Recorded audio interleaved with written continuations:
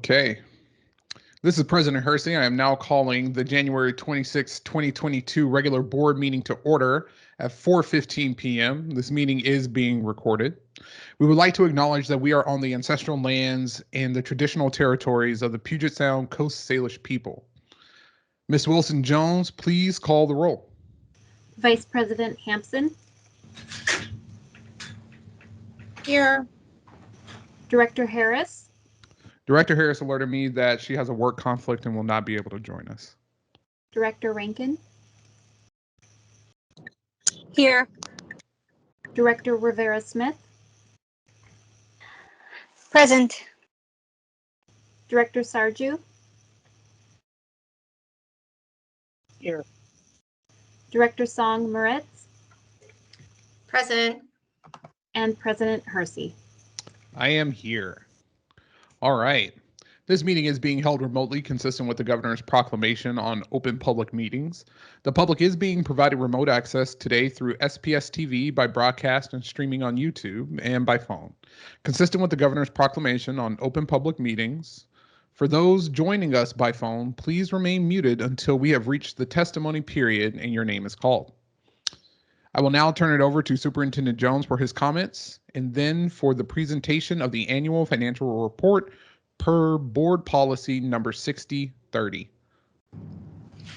Thank you, President Hersey and board members. This month is School Board Recognition Month, and accordingly, I'd like to read a proclamation by the governor into the record in appreciation for you as board members. Proclamation. Whereas the mission of Washington's public school systems is to assure that all students achieve at high levels and possess the knowledge and skills to be responsible members of a democratic society who enjoy productive and satisfying lives. And whereas Washington's 295 locally elected school boards and 9 elected educational service district boards are at the core of public education governance system in our state, and whereas the districts and regions they lead serve more than 1 million students, have a combined annual budget of over $15 billion and employ approximately 120,000 people. And whereas school directors play a crucial role in promoting student learning and achievement by creating a vision, establishing policies and budgets, and setting clear standards of accountability for all involved. And whereas school directors are directly accountable to the residents in their districts and regions, serving as a vital link between members of communities and their schools. And whereas school directors, and educational service districts provide a passionate voice of advocacy for public schools and the welfare of school children. And whereas it is appropriate to recognize school directors as outstanding volunteers and champions for public education. Now, therefore, Governor Inslee, Governor of the state of Washington, do proclaim January 2022 as School Board Recognition Month in Washington. And he encourages all people in our state to join him in this special observance, signed this 15th day of December 2021. Thank you so much. And so I also want to take a moment to personally express my sincere gratitude to you as board members. Your dedication in ensuring Seattle is delivering excellence and a nurturing place for our students to learn and grow is noticed and appreciated. You all work tirelessly to till the soil and plant the seeds for lifelong learning and create the conditions for our students to thrive across our district. I've witnessed this year you attending press conferences, engaging with people at rallies, administering COVID testing, campaigning for voting rights, advocating for students and families, supporting principals and educators in untold ways, raising flags, protecting students, champions for racial equity and justice, and cultivating key partnerships. So as you till this soil, know that I have mailed you each a packet of wildflower seeds. Now I encourage you to plant these seeds somewhere where you can see the flowers they produce and be reminded of the seeds you plant in our students every single day. The beauty of those seeds will manifest enduringly. So thank you so much I appreciate you as the superintendent. I'm speaking on behalf of all 10,000 of our employees that we appreciate you as board members. Thank you so much. That will conclude my remarks, and I will turn it over to Assistant Superintendent of Finance, Jolynn Berge. Thank you, Superintendent Jones. All right, another exciting topic at the board meeting tonight, our annual financial report. So we've talked about many of these numbers in our work sessions, so I'll just hit the highlights for us as we work through this presentation. So just as a reminder, our fiscal year runs from September 1 through August 31. So these are the financial statements and reports for September 1, 2020 to August 31, 2021, August 2020 to August 31, 2021. We do have the following funds that we report out on. The general fund, there's a sub fund that's located within the general fund, but we're required by state law to account for it separately. Followed by the capital projects fund, the debt service fund, and the associated student body or ASB fund. On the next slide, just give some background about the policy that does require this annual financial report, and notes that we do have monthly financial statements that are reported to the Audit and Finance Committee. Moving on. Two items of note, a couple that we've gone over already in the work sessions. I would just point you to this report shows our general fund budget to actual. So the first column is the adopted budget, and then the actual year-end numbers, and then the variance. So you will note on the second to bottom line where it says total expenditures, we were significantly underspent in 2021 because of the pandemic. And I believe this is very similar to how other districts' financial statements have rolled out for the full year of the pandemic. And you would note that the offset to that is the increase in funding is in ending fund balance. On the next slide, we'll look at revenues. And so this is where we really see some additional impacts from the pandemic, where our local levy dollars, first, because our state apportionment was smaller than anticipated, and it went from 55% in 1920 school year to 52.7. That really is showing our reduction in enrollment and the revenue loss from that. So it makes the local levy collection a higher percentage. And then the other item that I would just note is our federal grants. That is the impact of our federal stimulus funding, known as ESSER, so the elementary, secondary school emergency funds that we receive. You'll note that that is quite an increase from 1920. Moving on, just a picture view of those dollars by revenue source. And then on the next page, we talk about expenditures that happened during the year, and we compare it to the prior year. So we look at total personnel expenditures for 2021 was 87.4%. That's quite high. Generally, we're very steady around 85% for our district, which is normal for districts, regardless of size, actually.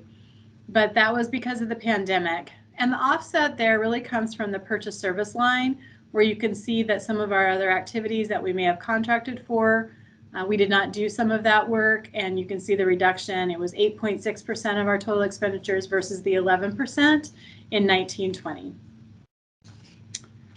As we continue going forward, this is the picture view of that shows the bulk of our expenditures are for personnel, certificated salaries, classified salaries, and related benefits. And then the next slide is one that we have talked about in detail at the work sessions. This is the picture of ending fund balance, and we've actually gone over this information. So just at a very high level, our non-spendable inventory component of our fund balance, there was a small increase from 1920 school year. There was a pretty sizable increase in our carry forward of our grants, a small increase in the economic stabilization fund, and then a big increase in the assigned fund balance, where we are saving dollars to smooth out structural deficits in upcoming years, and we'll go over more of that in a moment on the next slide. So you can see that our fund balance actually did grow. And here's the detail behind that $125 million number. Just it's part of the school carry forward, central carry forward. And then there's some underspend that we have in several areas. The first item is the capital dollars that we said last year were part of our budget fix for 2021 school year, where we were going to transfer those from the from the general fund to the capital fund. And then there's some other dollars. The $65 million is both all of the unreserved fund balance that we ended 2021 with, as well as $10 million of ESSER dollars that we're planning on smoothing and using for the 22-23 school year. There are some funds, $2.9 million, that we are holding as mitigation dollars or a buffer against lower enrollment for 22-23. And then finally, we have outlined the money that we're setting aside, and that's committed for our science adoption through years 27-28. On the next slide,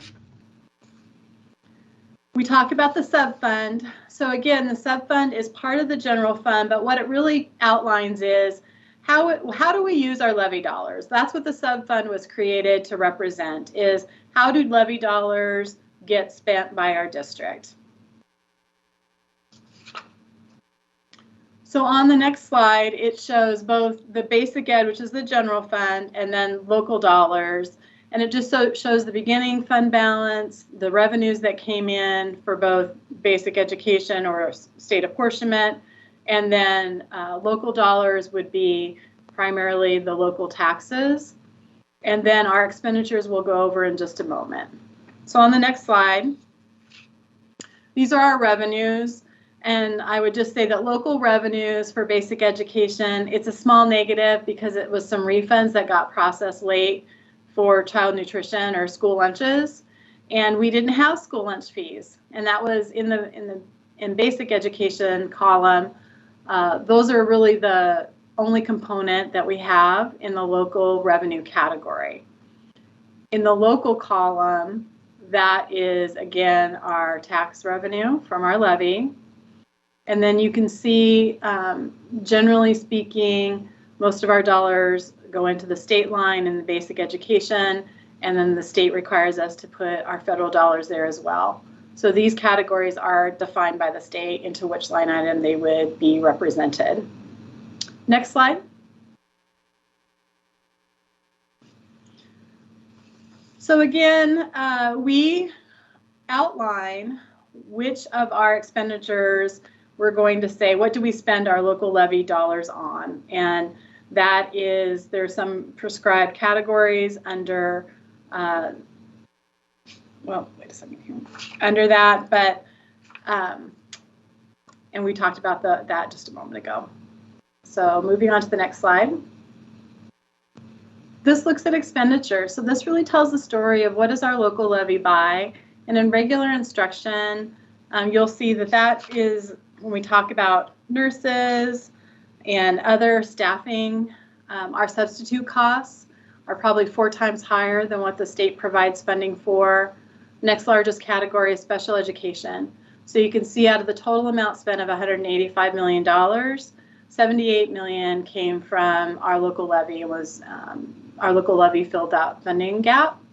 In compensatory programs, the majority of that is our EL program in the local column. So somewhere around $20 million that we use local levies to help support our EL programs. And then the other instructional line in the local column is where you see the city, the FEP levy grant is in that column. All right, continuing on, we'll talk about, this just kind of outlines that and gives you more specifics about the items that I highlighted just a moment ago. Moving on next to the capital fund. So the capital projects fund, you're going to see some similarities to the general fund where you see on the expenditure line some variances. So where there were some things that were delayed that we didn't get to as quickly as we had thought. And so our actual spending was about $103 million, less than we thought that we would be spending on our capital projects. So some of this is just some timeline delays, some delays to COVID, and then things just didn't happen as quickly as we had planned. On the next slide. We talk about the debt service fund. The debt service fund for our district, thankfully, is very small, and we use these dollars to pay the John Stanford non-voted debt. It's a once-a-year payment. That's the only activity that goes through the debt service fund for our district. On the next slide is this ASB activities. This is student controlled. So students vote their own budgets in, they have their plan for what they think they're going to raise as revenues, and they have their spending plan. And you can see on the revenue line just the COVID impact of not being in school, of being remote. Most revenues didn't happen, and most expenditures didn't happen if you look at the total expenditure line. So this is a very different trend line than general, but it is directly related to the pandemic. And with that, I'm happy to take questions. All right, thank you, Ms. Berge. Are there any, ooh, I'm hearing an echo. Okay. Are there any questions from directors? Please signify by raising your hand. Okay, I see Director Hampson has her hand up. Go ahead, Chandra. Just a quick question. The level of funding at the state level for the Skills Center and vocational programs, is that reimbursed at a higher rate, or is it just such a small program that we don't create as big of a gap? It's a pretty small program, and it is it's better funded, in my opinion. The CTE program has been enhanced, and it is more robustly funded than basic ed or general education, or special education, or EL education. I mean, important for us to know, I think, because it's something that we generally very much support, and knowing that we could grow that and still maintain a pretty high level of reimbursement is really good information to have. Thank you. That's all for me. Okay, let's see. I also see Director Rankin. Go ahead, Liza. Thank you. I have a question about the special education line, and it's a question I think maybe I've meant to ask before and just haven't. So special education is basic education, and it's also a state or a federal and state requirement. So where's the line determined of what is funded in our operating costs and what ends up being funded by the levy? We spend every dollar that we generate in state funding and put it into the bucket first, and the same with our federal grant. And then everything that's left that we have to do to provide IEP services as required by federal law, that's paid for by the levy. Okay, thank you. Any other questions from directors? Okay, thank you, Ms. Berge. We really appreciate it. All right, we have now reached the consent portion of today's agenda. May I have a motion for the consent agenda? So moved. Second. Approval of the consent agenda has been moved by Vice President Hampson and seconded by Director Rivera-Smith. Do directors have any items they would like to remove from the consent agenda today? All right. Thank you very much. Okay, let's go on down. Sorry. All right. All those in favor of the consent agenda, please signify by saying aye. Aye. Aye. Aye. And aye. Aye. This motion passes unanimously. Thank you all. Okay, we have now come to the board committee reports. Let me make sure I'm in the right spot. Okay, yep. We have now come to the board committee report section of the agenda. We will hear briefly now from the chairs of each of the board's 4 committees, and we will begin with audit and finance. Vice President Hampson, are you prepared at this time? Yes, we have not met since we last came together, so I don't have anything new to report, but we will be meeting on the, I originally had my dates messed up in Seattle, so I want to make sure that in February. I don't know where that came from. So I want to make sure I get the dates right for when we are meeting next.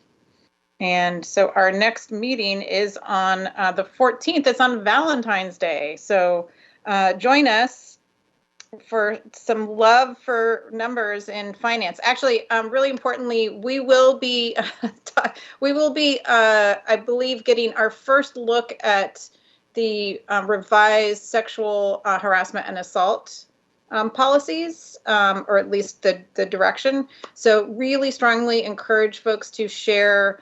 I think it couldn't be a better time than Valentine's Day to address something that is really critically painful for many students, and hopefully we are with new policy language and direction from the board, we can bring some better supports for students. And so please share that will be happening at 8 a.m. on the 14th on Valentine's Day with your parent and student communities to listen in, to hear initially. And then I believe we will also be getting a report out, a final version within the next, within about a week and a half of the finalized recommendations from the sexual harassment and assault task force, as well as the student subcommittee. So, and I'll make sure that the full board gets that. And that's it for me. Thank you. Thank you very much. We will now hear from the Operations Committee with Director Rivera Smith. Hi, thank you. Hello? Can you hear me? We can hear you well. Go ahead. You can? Okay, great. Thank you. Yeah, we had our last meeting on January 13th. And many of the items we discussed at that meeting are going to be covered today in introduction, so I won't go into those too much. Just stay tuned and we'll hear more about those. I will just share that we had, the one item that we actually had probably the most discussion on was the, otherwise kind of easy to miss one of capital and operations community engagement. And that is where Assistant Superintendent Fred Podesta gives us not only a physical list of the month's public meetings for his department, but also additional information on those meetings, which include there is a number of BTA 5 information sessions, and the BEX BTA Oversight Committee meetings, the ITAC meetings, which is our Information Technology Advisory Committee, and then our Clean Energy Task Force, who is meeting up now. So those are kind of easy to miss, but I really appreciate that they're always listed on the second page of the agenda, so we can all see those and the public can see them. But we had a discussion about what it really meant to be engaging with community, and if those meetings were genuinely engagement or more of information sessions or one-way kind of meetings. So I really appreciated Director Sarju really raised the point there and had some really valuable things to say about, what do we call an engagement? What does that mean? And is it, because real engagement is two-way, and she can probably say more if she wants to later about what her insights there. But we want to be careful. We don't want to just call. We went out and spoke to people. That's not engagement. That's talking to people. That's that's valuable in its own right, but it's not engagement. So it was really just a great good conversation to have in operations, considering that's not like what we usually get to dive into. But really appreciated that discussion, and I think we're going to probably talk more about it going forward. And hopefully in other venues too, we'll get to discuss that. So that we can make sure that when we're using that term and when we're aiming for community engagement, that we're actually doing that in a genuine way. So our next meeting is currently scheduled for February 10th, and we're actually moving to a later start time of 4:30 p.m. And you'll see more on the calendar. Thank you. Thank you. Really appreciate it. We will now hear from Student Services Curriculum and Instruction Committee, Director Rankin. Thank you. Yeah, we had our first meeting of the 2022 calendar year. last week, and we had an unusually I won't say slim because we still have a lot of items, but we didn't have any action. We didn't have any new board action reports coming through that needed to be voted on. So we got to spend a little bit more time this month with our standing agenda items, which was really nice. A lot of times there's great stuff to share and learn about from those standing items, and it always feels like we have to rush through them. So it was really nice to hear some really robust, I don't really like that word, but it's appropriate, updates about what's going on, particularly in the areas of Black Studies and Ethnic Studies. Really enthusiastic and thorough update that was great to hear, and there's great work happening. So it won't. None of that's coming through today's meeting since we didn't have anything to take action on. But it felt productive, and we also heard a lot more. Had a chance to hear more about how math curriculum adoption is going, and we get a report on that monthly at every meeting. So if you ever want to know more about what's happening in the math curriculum adoption process, there's a web page for it, but also you can drop in and listen in on our Student Services Curriculum and Instruction Committee meetings. The next one will be in February. Thank you, Director Rankin. Okay, as chair of the executive committee, I will give the executive committee report. One of the major things that we discussed at our last meeting was the adoption of School Board Resolution number 2122-15, which is our Black Lives Matter at School Week resolution. We will be addressing that later today, so stay tuned. We also heard from our labor partner, Local 302, which was really great. I always love making sure that we are hearing directly from our labor representatives and leadership and members as much as we possibly can. And I know that I speak for the entire board when we're excited about forming some strong relationships with Local 302, which is formerly 609. We also had a student outcomes focused governance update, as well as did some work on the board calendar work plan. We had a 21-22 annual report schedule update, as well as a government relations update, and we also did a little bit of work on the executive committee work plan. I know the executive committee work is riveting, so if you would like to join us, you are always welcome. Our meetings begin at 8 and usually get out a little after 9:30. And our next one will be on February 16th, 2022.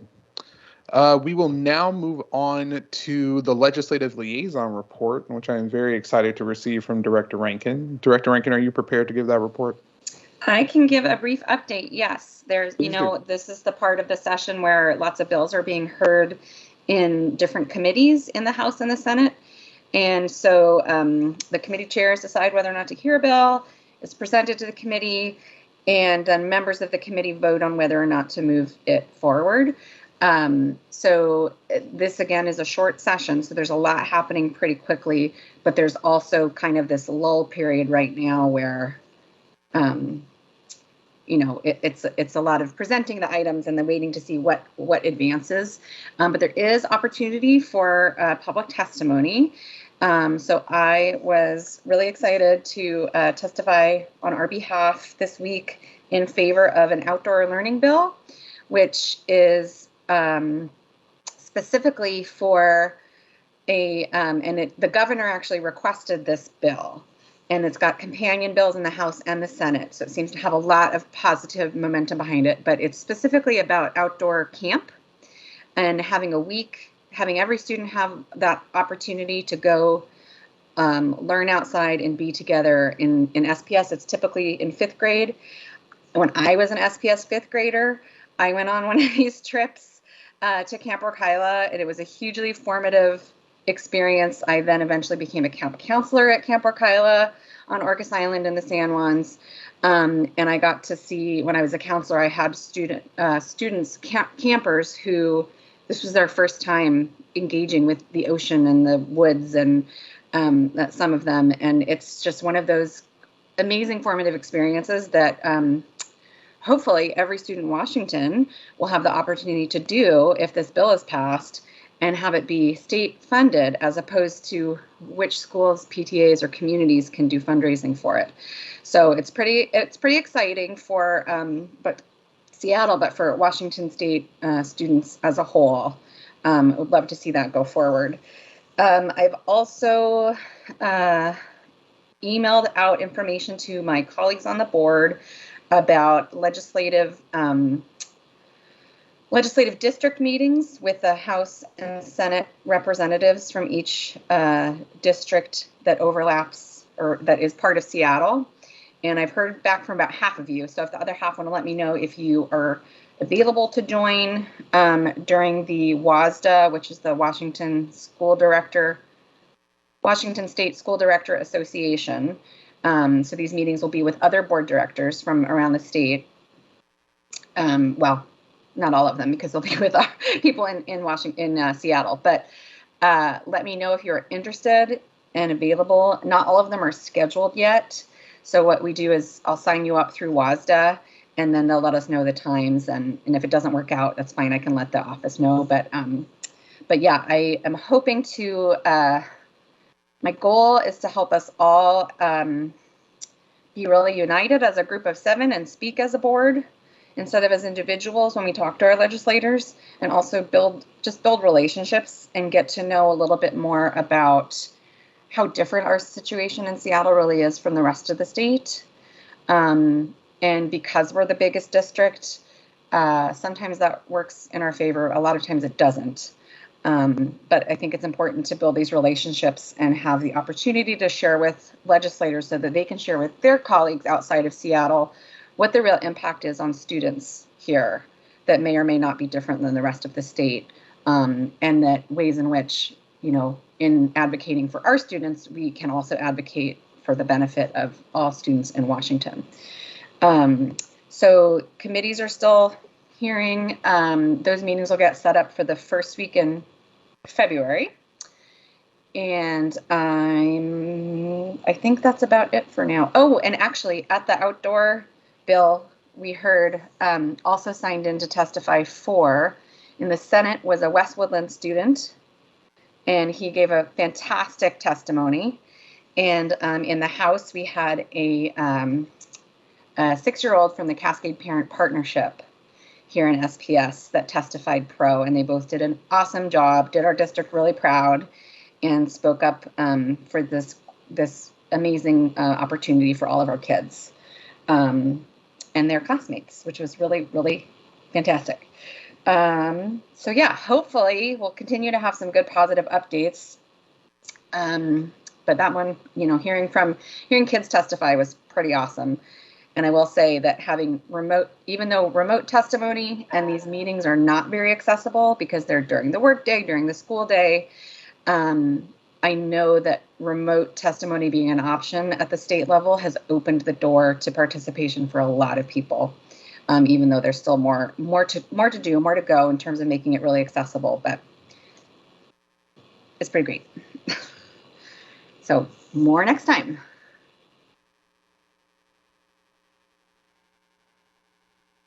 Thank you, Director Rankin, for that very robust report. We really appreciate your service in your role as legislative chair, or whatever the appropriate title might be.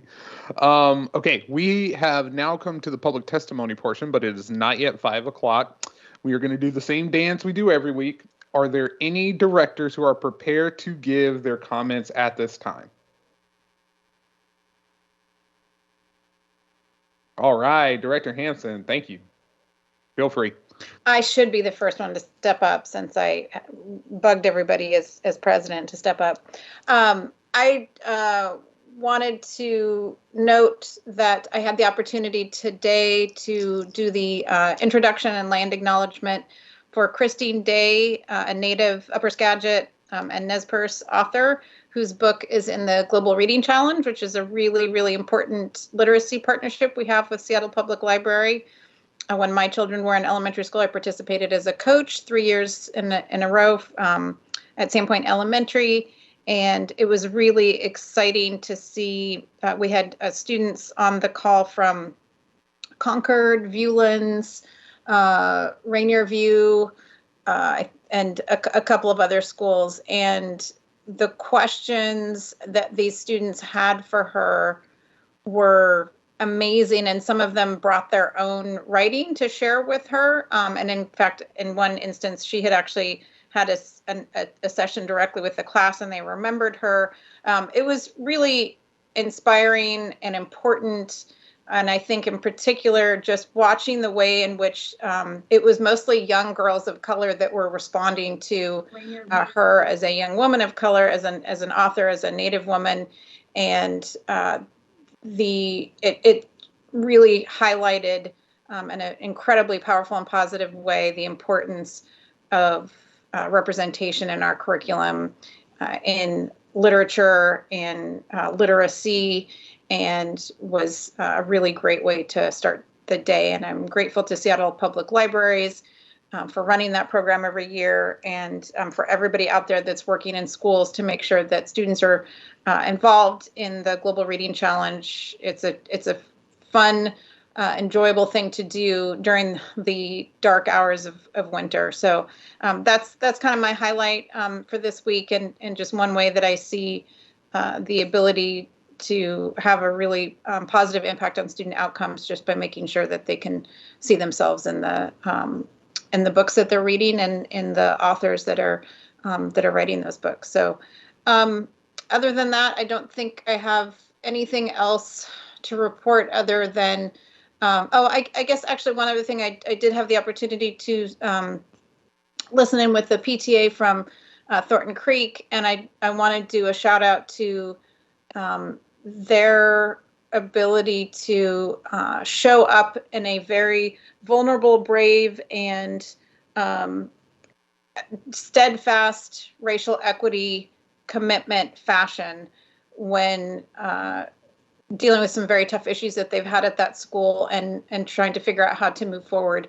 And I don't think as board directors we have right now, because we're not coming together with parents in school environments. We can get into schools and see kids and teachers, but we're not seeing parents. And so it was an incredibly diverse, representative group of parents who spoke really clearly, passionately, and pragmatically about what they need to move forward as a school community.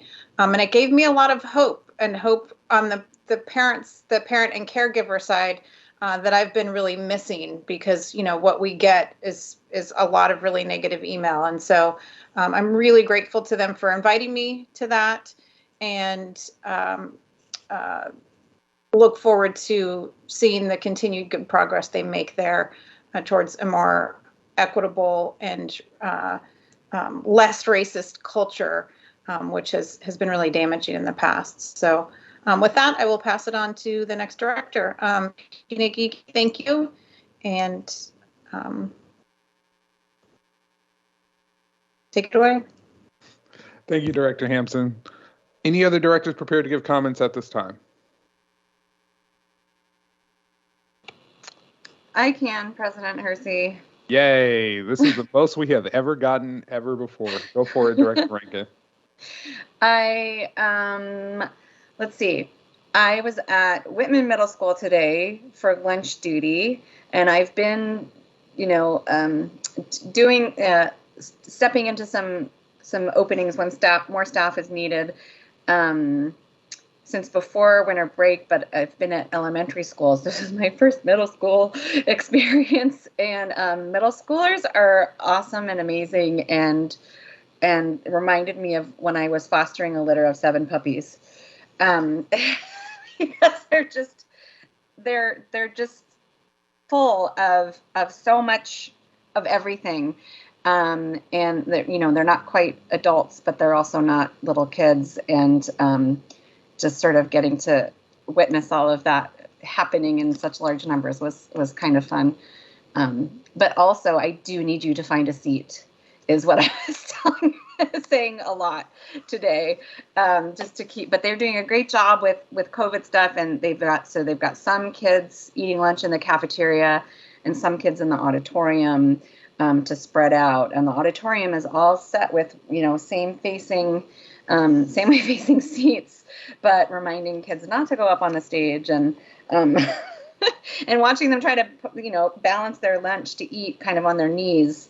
It was it's a good reminder of a lot of things that probably, with less access to schools, parents are not thinking about as much. The stuff just the extra small stuff that's just extra that everybody's doing. I mean, because lunch is spread out all over the building, I was chatting with the custodian. He has to flip up all the chairs and go in between each row in the auditorium every day now.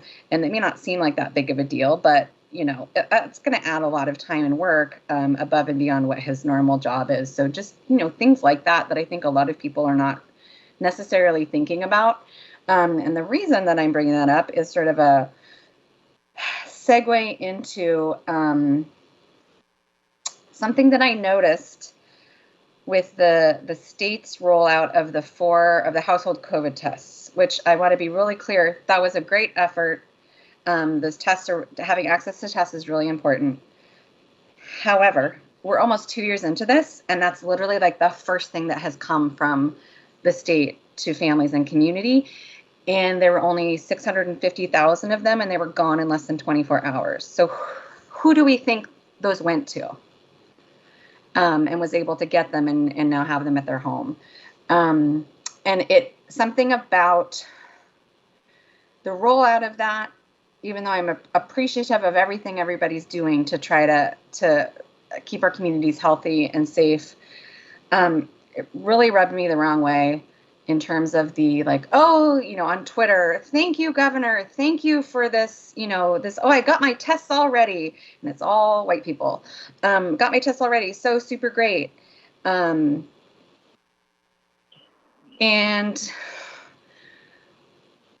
public schools, and I know it's just not in Seattle, but all over the place, we have provided laptops, iPads, hotspots, vaccines, COVID tests, and then all of the other things like on a systemic level and also on a personal level, the custodian who's doing, having extra labor added because of lunchroom protocols, things being spread out, teachers that are teaching their students in the classroom and also checking in with students who are quarantining. There's just all of this stuff happening. And what struck me and made me angry was the sort of enthusiasm and gratitude about 4 tests for a whole household that may have more than 4 people coming 2 years into this, when schools and districts have been feeding kids, keeping them connected, and following all these health and safety protocols that we need to follow with the existing staff that we have. And so I don't know, I just was really struck by how much the local conversation and the national conversation is focused on criticizing one of the only social programs we have in this country, which is public schools. The other most widespread one is libraries, and they're under a lot of scrutiny too for not stepping up more and providing shelter and places to sleep. That's not what a library is for. That's not what the staff is for. Of course, if we can do it, in uncertain times, everyone should kind of step in with a little bit of extra effort to support the community. But I just was so struck by the outsized criticism on our 2 most robust and accessible services as a democratic society versus these other entities that are, I would say, more responsible for taking care of some of the things that we have ended up taking care of. And we do, and we will, because we care about our communities. We're obviously not in this job for the money. But that's just an observation that I wanted to make, and also a reminder that public schools are not in it for the money. There's no profit. The profit is happening with the pop-up companies that have been contracted with by the government to provide all these services. Because again, they're not providing those services themselves. Everything is contracted out. So there are people making money. It's not people in public schools. And so I just feel like I had to say that out loud not because, we want, I don't need, I'm not asking for people on Twitter to say, hey, thanks school district for XYZ, but I am asking for people to really think about what this system is and what happens when this sort of critical rocks get lobbed in the wrong place, and how powerful we can all be as a full community, and how much we are all here for each other and our students. And it's a good thing, because a lot of days it feels like not very many other people are. Absolutely. Thank you, Director Rankin. I really appreciate your comments. Okay, we have now reached the public testimony portion of the agenda. We will be taking public testimony by teleconference today, as stated on the agenda. For any speakers watching through SPS TV, please call in now to ensure that you are on the phone when your name is called. Board Procedure 1430 BP provides the rules for testimony, and I ask that speakers are respectful of these rules. I will summarize some important parts of this procedure. First, testimony will be taken today from those individuals called from the public testimony list, and if applicable, the waiting list, which are included on today's agenda posting on the school board website. Only those who are called by name should unmute their phones, and only one person should speak at a time. Speakers from the list may cede their time to another person when the listed speaker's name is called. The total amount of time allowed will not exceed 2 minutes for the combined number of speakers, and time will not be restarted after the new speaker begins. In order to maximize opportunities for others to address the board, each speaker is allowed only one speaking slot per meeting. If a speaker cedes their time to a later speaker on the testimony list or waiting list, the person whom time was ceded will not be called to provide testimony again later in the meeting, as there is only one speaking slot per person. Those who do not wish to have time ceded to them may decline and retain their place on the testimony wait list. Finally, the majority of the speaker's time should be spent on the topic they have indicated they wish to speak about. Ms. Wilson-Jones will read off the testimony speakers. Thank you, President Hersey. For those who are providing testimony today, as President Hersey said, please call in now if you're watching on YouTube. When I call your name, please press *6 at that point to unmute on the conference call line. Please also make sure you have unmuted on the device you're calling from. You'll hear a chime sound when your 2 minutes has been exhausted. The first speaker on today's list is Chris Jackins.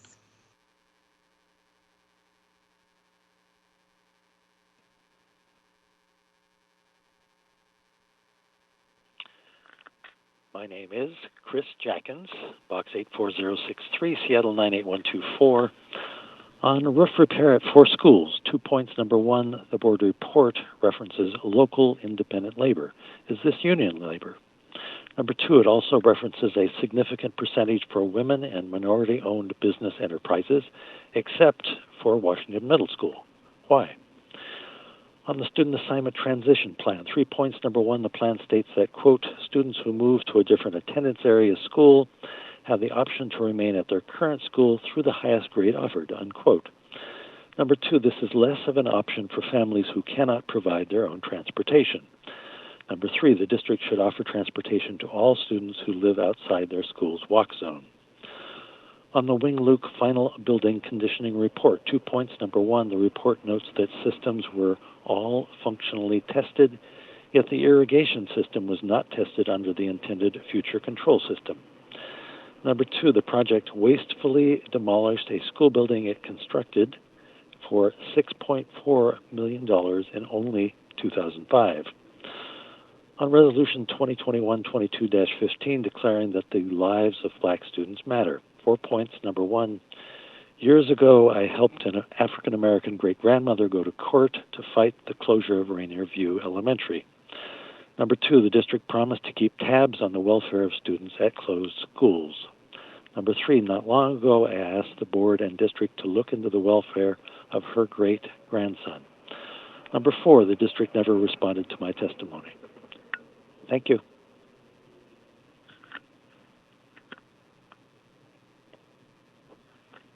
The next speaker on today's testimony list is Sabrina Burr. Sabrina Burr.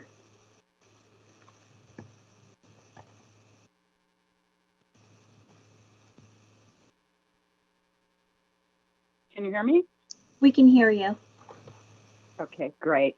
Thank you. I just want to commend the school board on the Black Lives Matter at School resolution. I know in past years, the timing of Black Lives Matter at School week and the resolution have not been in sync. But I remember it was 2016, 2017 when we had a bomb threat at John Muir. And I remember sitting in the superintendent's meeting and we weren't sure which way to go. And we had conversation and we decided to support Black Lives Matter at School Day. And the next year, Director Rankins was the Seattle Council PCSA Ledge Chair for District. And she wrote a resolution. And I just want to read the last part. Resolve that Seattle Council PTA supports the expansion of the day last year to a week this year, endorses participation district-wide in Black Lives Matter at School Week this February and annually going forward through discussions and events in classrooms and in homes, and our members and our families in all parts of the city of Seattle. And so I want to commend all the work that's happened. I remember that first press conference, it was mostly adults. The students had their Black Lives Matter at School press conference earlier this week, and it was mostly students. So we've come a long way. We're working with SEA, but I also asked, how are we including families? How are we engaging families and leveraging Black Lives Matter at School? I see our educators doing a lot of great work. I see a lot of good curriculum coming in, but I have not yet to see how we celebrate Black Lives Matter and allow our families to be a part of that in their homes, bringing in their history and their story district-wide, 104 buildings. So we have a long way to go in family engagement, and I really want us to really think about how we are including families, not only in communication, but in decision-making as well. Thank you.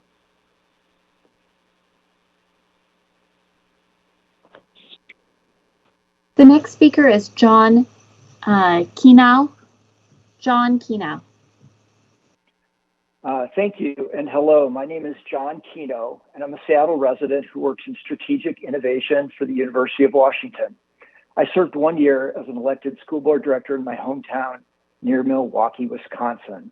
My message tonight is to ask you to be innovative as you invest precious time and money in enhancing public education. We live in a world that's constantly changing, something we don't need to be reminded of since COVID-19. This district school assignment plan shows overcrowding at many of our neighborhood middle and high schools. I was intrigued to learn that the district either owns or controls assets in and around the Seattle Center, including the Armory, Memorial Stadium, and a revenue-generating parking lot.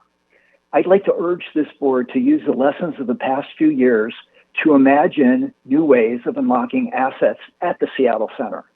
Instead of spending $70 million for a one-to-one redo of Memorial Stadium played out in the current BTA measure before voters, I'd like you to consider the possibility of the wonderful legacy you could leave if we build an equitable, all-city draw educational facility on the space available to us right now in the Seattle Center. Public transportation is available from every neighborhood, and this downtown site would give every student access to our city's civic assets and brightest minds. I'd ask this board to direct the superintendent and the staff to set aside discussions started with former Mayor Durkin regarding a land lease and land swap involving a less attractive site in Belltown, which does not serve our students' greatest needs. Please apply some of the BTA dollars currently designated for Memorial Stadium redo to a larger vision, a STEM secondary school on the ground that you already control, which would create a world-class educational hub in a world-class city. Thank you very much. The next speaker is David Posner. David Posner.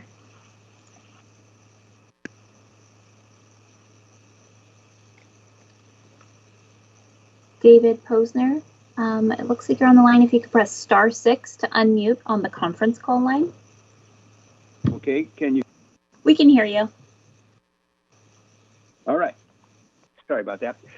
My name is David Posner. I am speaking tonight as a community member, although I am currently an active substitute teacher in the school district and a retired teacher before I became a sub here. Yesterday or the day before, I can't remember which exactly, I was walking my dog yesterday, I believe it was yesterday in the afternoon, and we came across about a 5 or 6 year old student who was walking by herself on this towards us, and I stopped to watch it. Obviously didn't look right. She was too young to be walking alone. I thought maybe she was going to go into the house that we were in front of, but instead she came up to me and said, with distress on her face, that she was looking for her auntie. And I saw no one around. I started walking with her back. We were a few houses from the intersection that I thought maybe she'd come from, and walked away from her caregiver. And a car pulled up, and a woman got out who had a couple of her own kids in the car, said she knew this student because she picks her kids up from the same school bus that this little girl just got off of, and had gotten off the bus, apparently, and her aunt wasn't there to pick her up.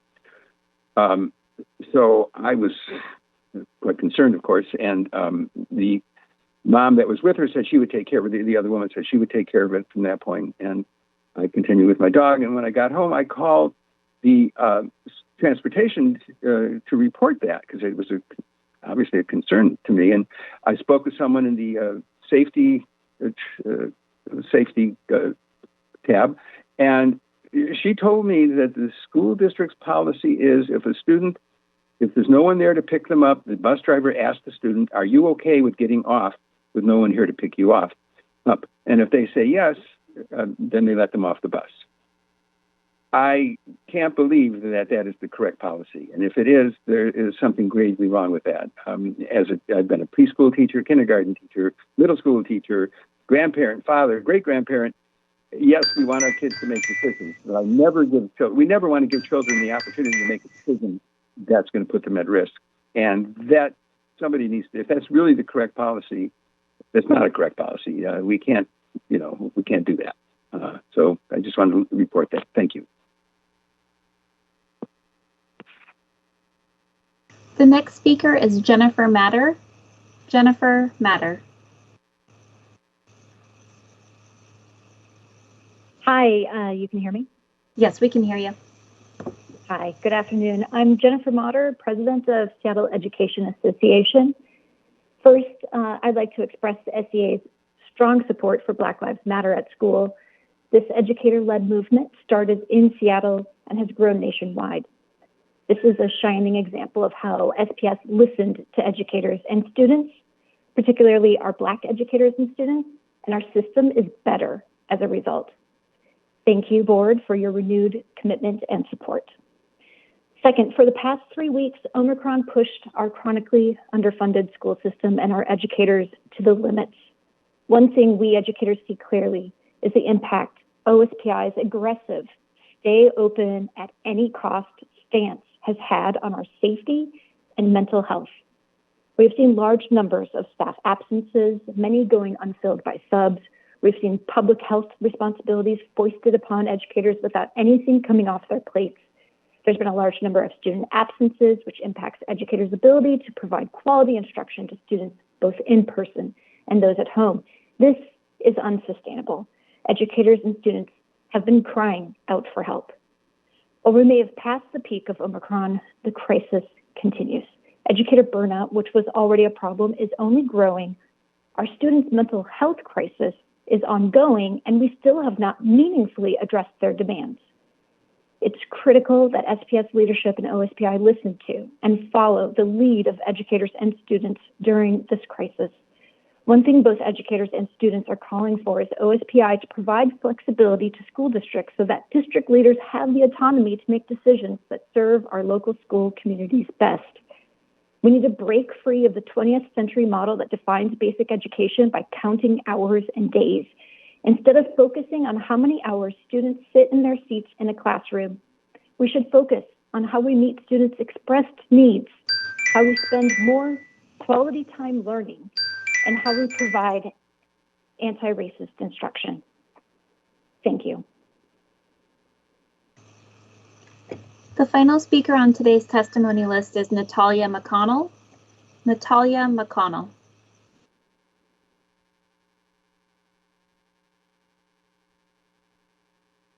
Natalia, if you're on the line, you need to press *6 to unmute.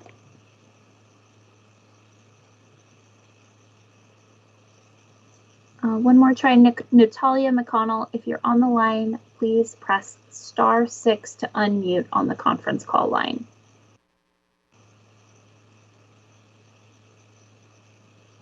President Hersey, that was the final speaker on today's testimony list, and I don't see the phone number listed that was provided for our final speaker, so they may just not be on the line.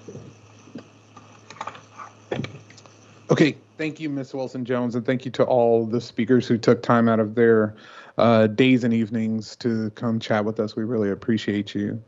Okay, that concludes our public testimony for this meeting. We will now move into the items on our action items this meeting. Sorry, I read the completely wrong line. We will now move to the one action item on today's agenda. May I have a motion? Actually, hold on one second. That should be right. Yeah. Motion. So may I have a motion for this item?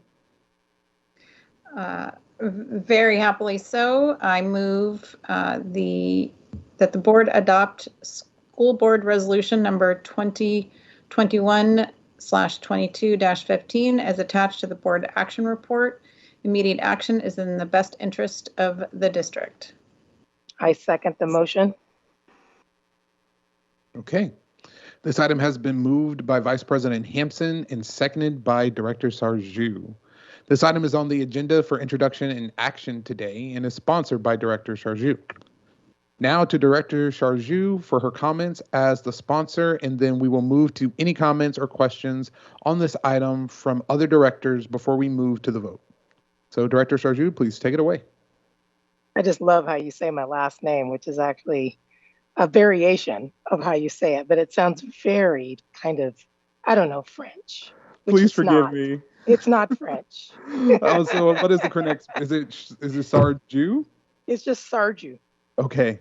Yeah, I'm teasing you. You can say Sarju if you want to. Okay. I will keep that in mind. Take it away. Thank you. I do not speak French, by the way. So first of all, I feel honored and humbled to be bringing this before you. My involvement is just an extension of what Directors Hersey and Director Hampson and former Director DeWolf started. And so I feel honored to be asked to be a part of, once again, advancing the adoption of this particular resolution. You all can read the text of the language. I want to highlight one change from last year, and that is there is an additional clause that says Seattle Public Schools will eliminate the racial predictability and disproportionality. No, that's part of Board Policy 0030. Is that correct, Director Hersey? What I was reading, President Hersey. I believe so. Somebody correct me if I'm wrong, but please continue. Anyway, you all can read it. I'm not going to go into reading it because I did read it, but I've been on the computer all day and actually my eyes are pretty crossed at this point. But what I do want to share is a story. And it's a story of something that happened last week.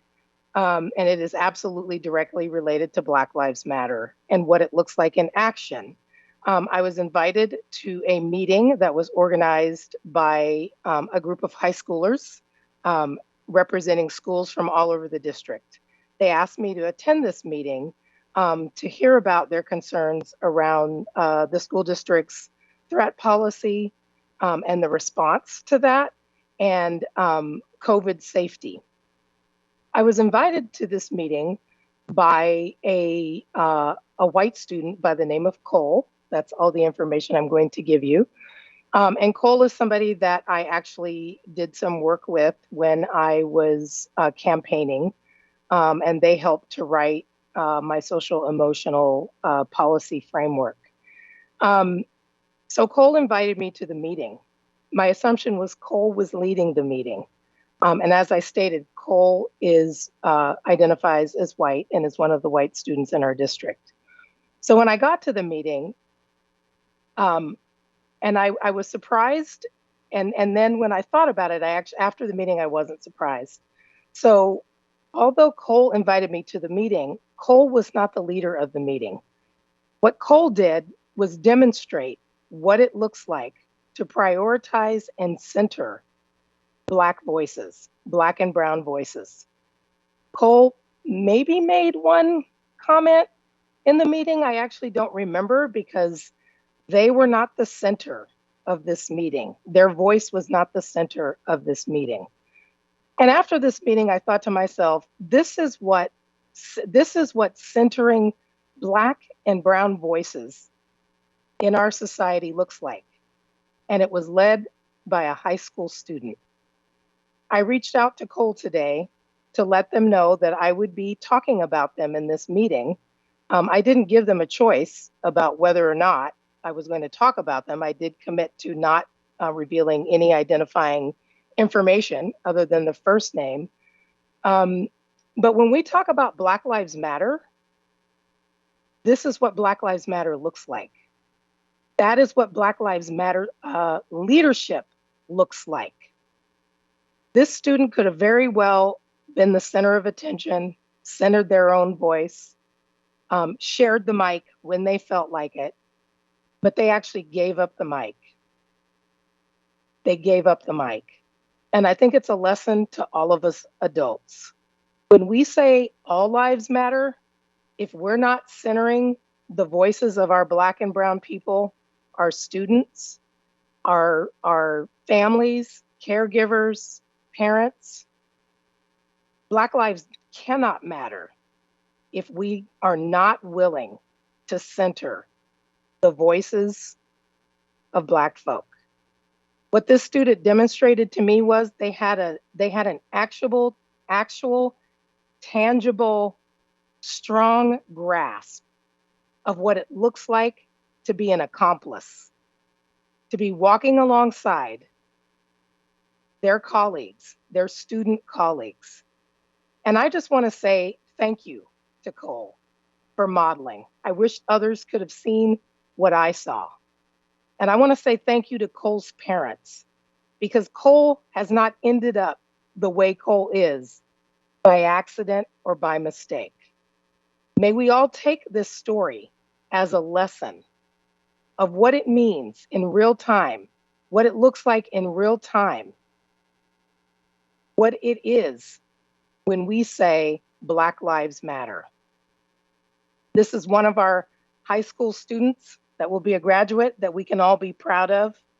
And I have no doubt that Cole will go to college and Cole will be the accomplice on campus who walks the talk of Black Lives Matter and takes up the mantle of centering the voices of Black and brown students wherever they end up in college. And maybe one day they will come back and they will work on another Black, hopeful Black board directors campaign, or maybe they will run themselves. But let this be a lesson to all of us. So, what is my next step? Am I supposed to read something? I met with Director Ellie earlier today, and I took some notes, but I think my comments are the last thing to do before we get other board directors' comments. Is that correct, President Hersey? I believe it is. And if not, someone will correct me. Okay. We will now move on to any other directors that would like to ask questions or make comments at this time. You know the drill. If you would like to do either of those things, please signify by raising your hand. Okay. Seeing none, I will take the liberty of just making, okay, I see you, Director Rivera-Smith. I'll get you in just a moment. I will just take the liberty of saying a huge thank you to Director Sarju for tackling this. This was a really special part of my first year as a board director, and I could not be more thrilled to pass it on. And I think that for many of us, as we continue to live through the pandemic, as President Motter so eloquently stated, this was a movement, quite frankly, that arose out of the very soil that we're meeting on right now, on this borrowed land from the Duwamish people, the Coast Salish people. What I would say is for us to try, not even try, we have no opportunity not to do this, but we cannot lose focus on our strategic plan. We cannot lose focus on the very children that we are trying to serve, which are specifically Black boys. And I also want to throw a pitch out for Black girls as well, as I've been reminded time and time again, and we should have a renewed focus in that group of students as well. But we cannot let COVID distract us from the very real work of making sure that our system is oriented to serve those who have been marginalized for decades. And as we rebuild and continue to arrive back to some sense of normalcy, I want folks to remember that normal wasn't great for all of us. Normal is still not great for the people that look like me and Michelle and Dr. Jones. And as we continue to develop these policies with rebuilding in mind, what I would just say is challenge yourself. If you might be listening, this goes for our educators, board directors especially, senior staff. Continue to challenge yourself to ask the question, are we really living up to the standard of targeted universalism? Are we really living up to the standard that all of the ancestors and giants in the Black community before us laid out for us in terms of what advocacy and what service and what dedication and what a dream and what a mission really looks like? And I just remember working with some students a few years ago when I was living in Washington, D.C. And one of the things that really stuck out to me was their call to make movements and not monuments, right? Let that sink in for a second. Make movements and not monuments. Oftentimes we hold up the legacies of Dr. King, Malcolm X, and every other person that we talk about during February and almost never during the rest of the year. And we give those as the examples of what our Black boys and girls should aspire to be like. Those are monuments, right? Taking no respect away from those wonderful, wonderful members of our community. But there are also folks right now, right around the corner from where all of us live, who are making the lives of our Black and brown students better every single day, who are working within the system and outside of the system in order to change the system. And in my opinion, that represents more of a movement. A movement is a living thing. It is consistently moving forward. And so as we all are about to head into February, what I want us to really dig deep into is, are we living up to targeted universalism? Are we celebrating monuments, or are we actually participating in movements? And what can we do if we are not meeting standard in one of those two things? What little bit can you do more to get yourself there? So I'm going to pass it over to Director Rivera-Smith, and then we will move on to the next portion of our agenda. Again, thank you, Director Sarju. Thank you for that. That was really great. I wanted to just note, so like this is our fourth year declaring, as a body, that Black Lives Matter at Seattle Public Schools, and I think, as we all know and agree, that we still have a long way to go before all of our Black students do feel loved, appreciated, and that they truly matter in our schools. And I know that we're working towards that. I want to elevate some of the questions we had from public testimony from Ms. Sabrina Burr. Her questions, I think, were very valid questions regarding how are we engaging with families in this effort, and how do we celebrate and allow families to be part of that work we're doing. And I don't mean to put staff on the spot or Dr. Jones. I just wanted to, again, elevate those questions because I think that they are important to focus on and remember as we do look at the work we're doing to live up to our declaration that Black Lives Matter in our schools. So I don't know if Dr. Jones wants to do any response, but again, like I think that those are things we should definitely not lose sight of in the ways in which we aim to, generally embody our resolution. Director Rivera-Smith, I wholeheartedly agree with the full sentiment of ensuring our Black families and educators and staff have an opportunity to participate fully. I think they are the best reporters of what the conditions that they expect for their own lives.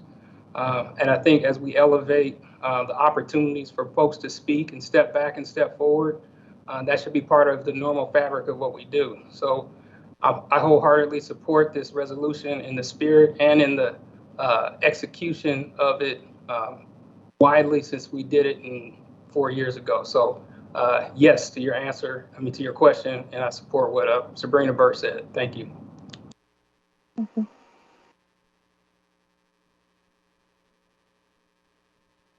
Okay, any other directors with comments or questions? Okay, seeing none, we will now move to a vote. Ms. Wilson-Jones, would you please call the roll? Director Rivera-Smith. Aye. Director Sarju. 100% yes. Director Song-Moritz. Aye. Vice President Hampson. Aye. Director Rankin. Absolutely, aye. President Hersey. For all of my ancestors, aye. This motion has passed unanimously. Thank you very much, directors. Okay, we will now move into our intro items for today, beginning with introduction item number 1, approval to repair and perform roof coating restoration of the low slope roofs at Whitman Middle School, Washington Middle School, Lowell Elementary, and Decatur Elementary Schools during the spring, summer 2022. This came to OPS on January 13th for approval. Assistant Superintendent of Operations Fred Podesta, I believe that you will be briefing us.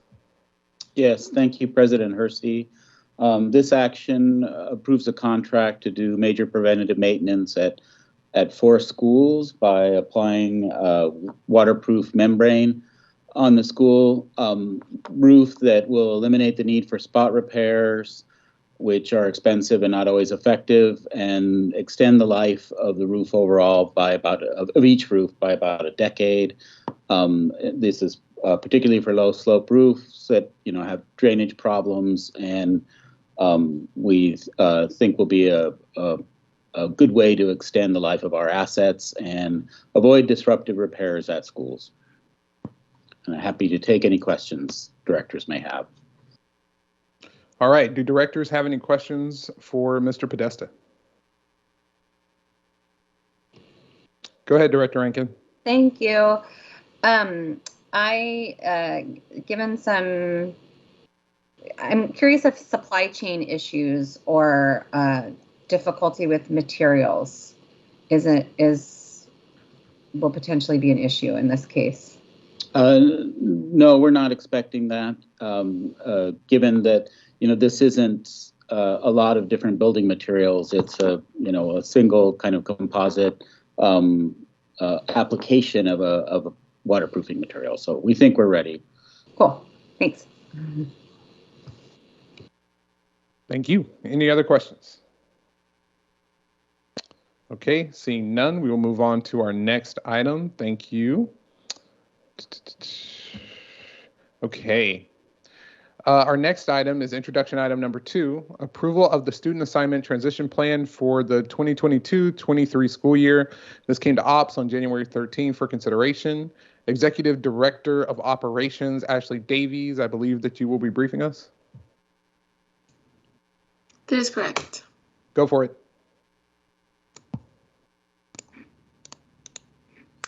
Great. Within the BAR document, there are several different changes that we are proposing for the student assignment transition plan for the 22-23 school year. And so I'm just going to summarize those. And I shared a little bit of this at the operations committee, especially because we have some new directors there. But every year we review our student assignment transition plan and update any policies as they relate to where students are assigned.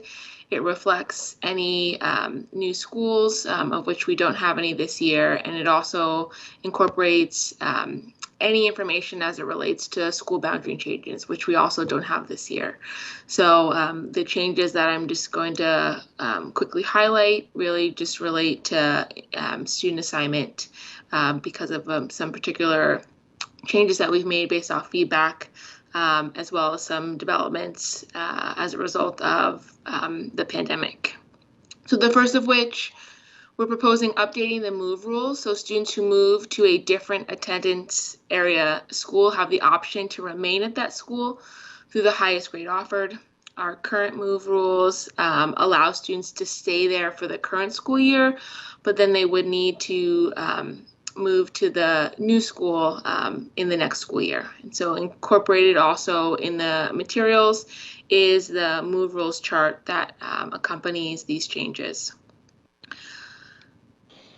The next is updating services and programs to include the new virtual option pilot program that was created for 21-22, explaining the assignment rule for returning to a student's previous school for students who are in BOP. And so we had identified with the school board that students who are currently assigned to the virtual option pilot program have the ability to come back to their neighborhood school or to the last seat that they were in, and that seat would be saved for them. And so that's reflected in the document. Next was adding the definition of tiebreakers. During open enrollment and school choice, we have several tiebreakers that determine if we have more students who apply to a school than we have seats available. We use tiebreakers to determine that order. And the tiebreakers have been listed in our document without defining them. So we went in and defined those tiebreakers. So it explains the geozone, sibling tiebreaker, as well as the feeder area tiebreaker, and then the lottery number. Next was removing language about separate Montessori enrollment. Last year, we had changes for Daniel Bagley, which was our last school that offered a separate Montessori program. So this year, we've just removed that language since it's no longer relevant. We've removed outdated language regarding advanced learner programs. Now the AL is served at all schools for grades 1 through 8.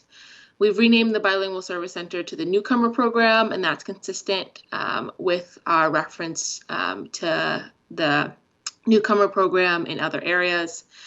And then we updated the name for SM2 to Moderate Intensive Program. It does not change the nature of that program. It just updates what we are naming it and calling it, just because SM2 doesn't really have much reference for people. So any instance of SM2, which is a special education program, will now be referred to as Moderate Intensive Program.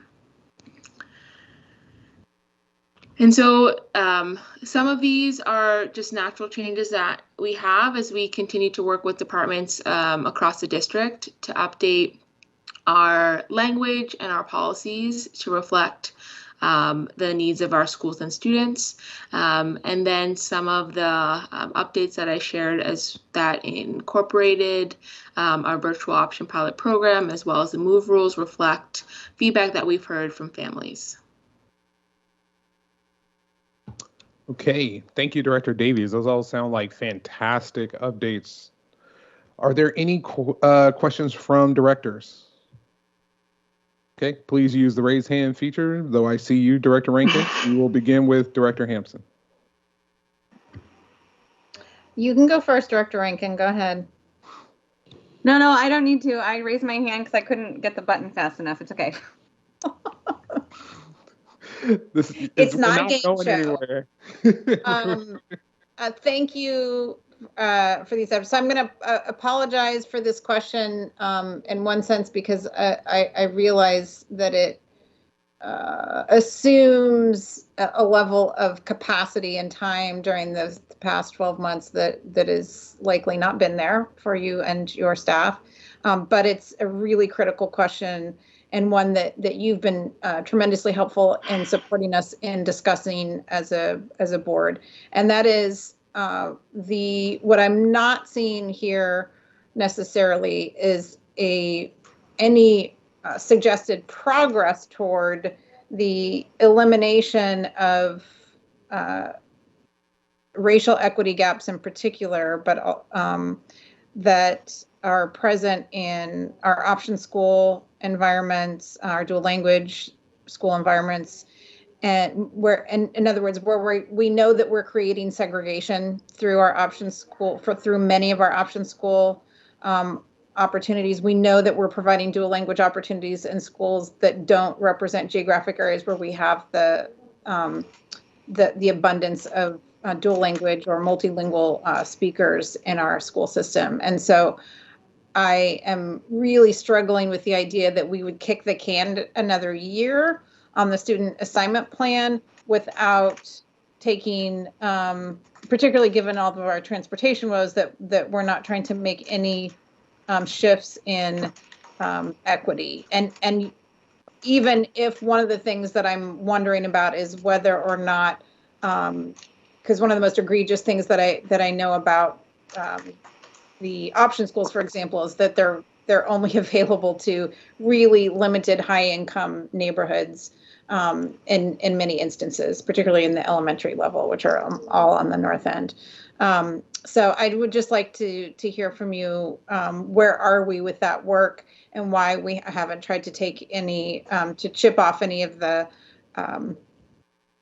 those inequities that are represented in our student assignment plan. It's hard for me to consider approving something that I know by definition creates inequities, even if I'm fully supportive of the changes that you brought forward today. Mm-hmm. Yeah, and I understand that, and thank you for sharing that and raising that, and bringing awareness to some of the discussions that we have had over the more than months. It's been a year plus. We were reflecting in our both our conversation about the way our current programming is for advanced learners and for dual language, and the fact that it's been over a year since we've been discussing and reviewing and talking about what those changes could look like and how they would roll out. So I will say in terms of what is presented here and why it's not included here. And so we, despite everything else that has been going on within the district, we have still been continuing to meet regularly with different partners internally around the highly capable, our current structure with that, and then where we are envisioning to go, as well as with dual language international programming, and then how we look at other types of schools like option schools. And I will say, I think the short answer to that is that there was nothing that we identified that could be chipped away. To just kind of expand off that, it really has, we've put together a lot of really thoughtful, not only conversation, but planning around where we think our district can go, and also recognize it takes a ton of engagement. And so, we are at a point where this spring, we anticipate being able to have engagement around some of the things that we've been talking about and planning around, but recognize that any of this will bring about a lot of change. And so we want to be able to share that information in a way that we just haven't been able to do at this point. So if it, I would say, maybe I can bring them first to Operations Committee as a special attention to do an update on where we are, and then share that back with the board. But I would say that's kind of where we are right now with that and why it's not incorporated here.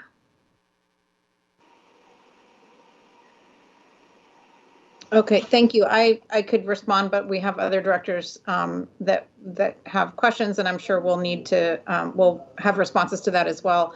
And for some reason it doesn't get covered, I'll ask to come back around to it. But thank you for that initial response, Ms. Davies. Director Rankin.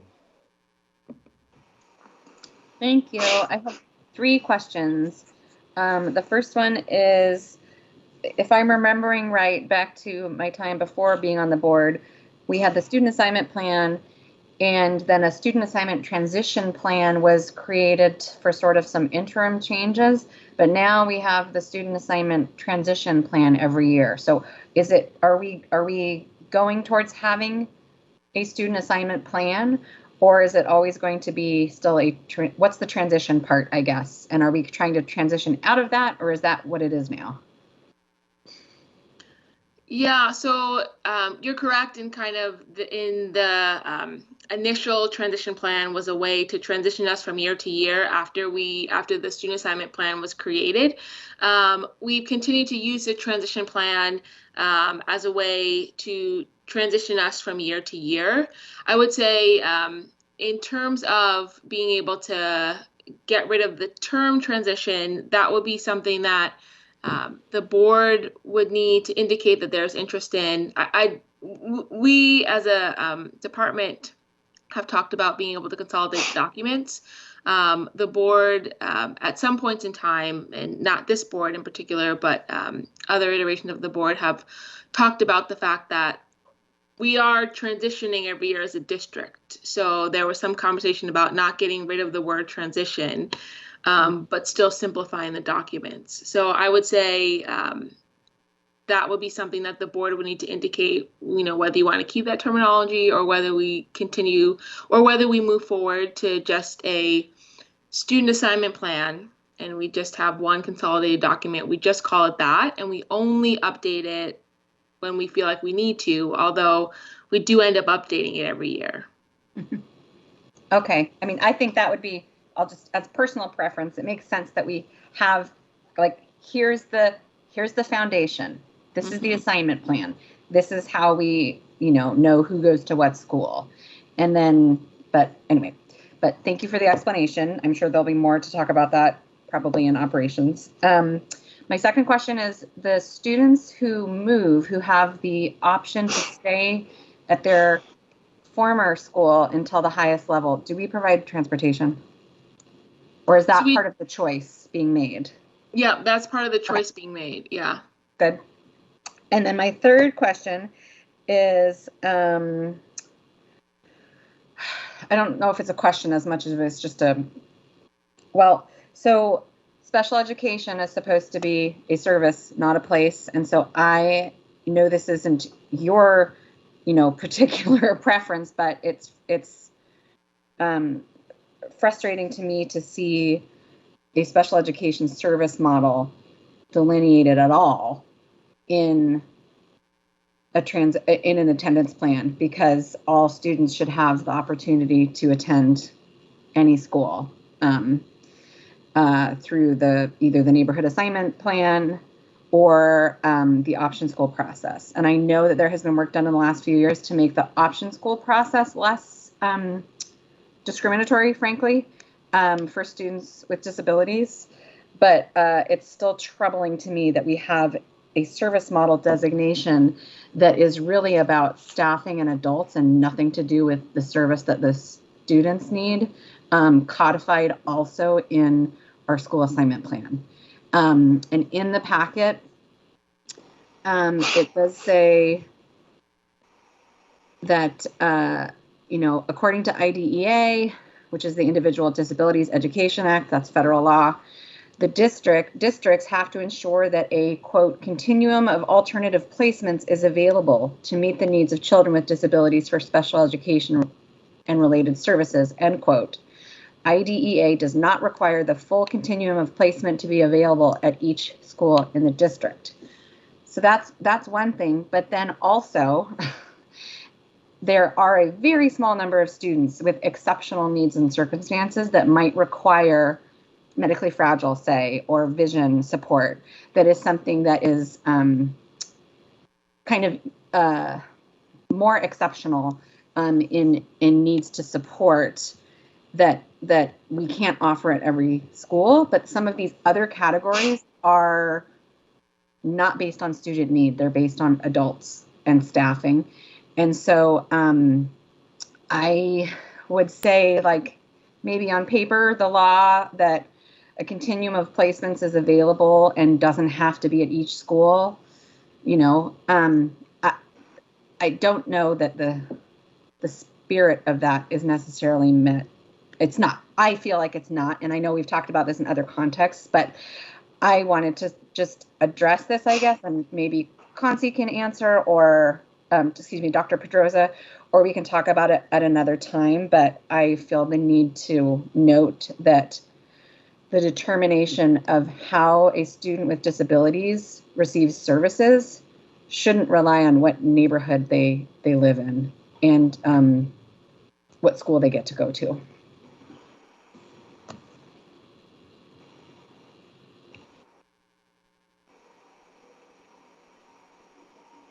Okay, thank you, Director Rankin. We will now move on to Director Rivera-Smith. Well, thank you. So I had a couple of my own questions, but I do want to just touch on the questions of Director Hampson and Dr. Rankin.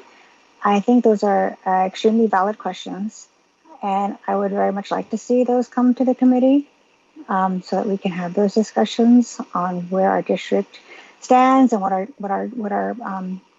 are possibilities and options. And because, yeah, I mean, I won't go into those two. Again, they're very big conversations to have, and we need to start having them. So, I will, as you offered, Dr. Davies, to see about getting those into a committee discussion. That'd be great. Really appreciate that. My own questions. First of all, I will say that my favorite part of this bar is the line that says, "This year's student assignment transition plan changes are a response to family feedback." Because I think that's, how great is that, right? That's what people want. We want to know that when families give feedback on concerns and issues with our assignment plan, that we are hearing them and we're acting on those. So thank you for that. I do remember getting emails from families who had to move a lot of times by no choice of their own because of financial reasons, and they were going to change schools, and that is very traumatic for students to have to, leave their community that they know and love. So I appreciate that change is being made. I see that on page 3 here under, it says regarding continuing assignments.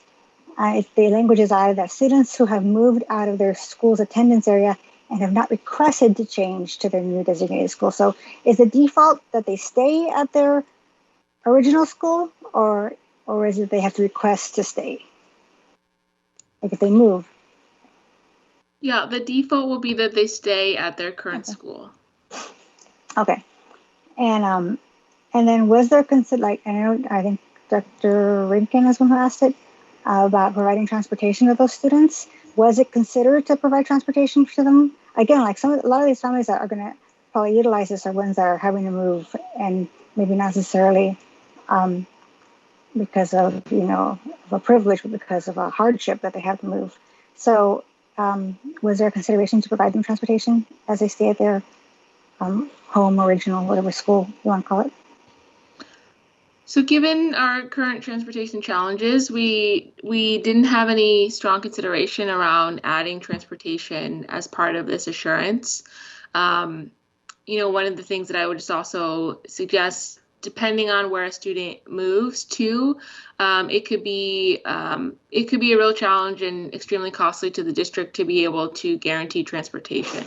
So, I will just say that still does result what was shared in public testimony, and we did talk about this at operations committee, and the fact that does create a challenge for a family who wants to maintain that continuity but can't without transportation. So we do have the ability for a family to be able to look at their circumstance, and so we can continue to do that for those instances. I will just say one big thing that will be a benefit from this change is that instead of emails to the board or, dozens of transfer appeal requests that we get from families, or the anxiety that families may have during the school choice process, trying to stay at their last school. Hopefully that will help to ease some of those things. Agreed. No, thank you. Again, I really appreciate this change. And it sounds like you said that there could be some sort of looking at an individual family circumstance and considering some transportation options, perhaps. So anyway, I'll take that for now, and I'll pass on. Thank you. Thank you, Director Rivera-Smith. I see that we have new hands up for Director Rankin and Director Hampson. Please keep your comments concise, as this is the second round. Go for it. Thank you. I just wanted to clarify that my question about transportation was in the hopes or expectation that we were not providing that.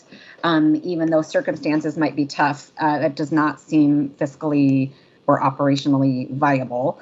And that students who qualify for transportation through McKinney-Vento and other considerations would still be have it provided. So, yeah, that's it. Thanks.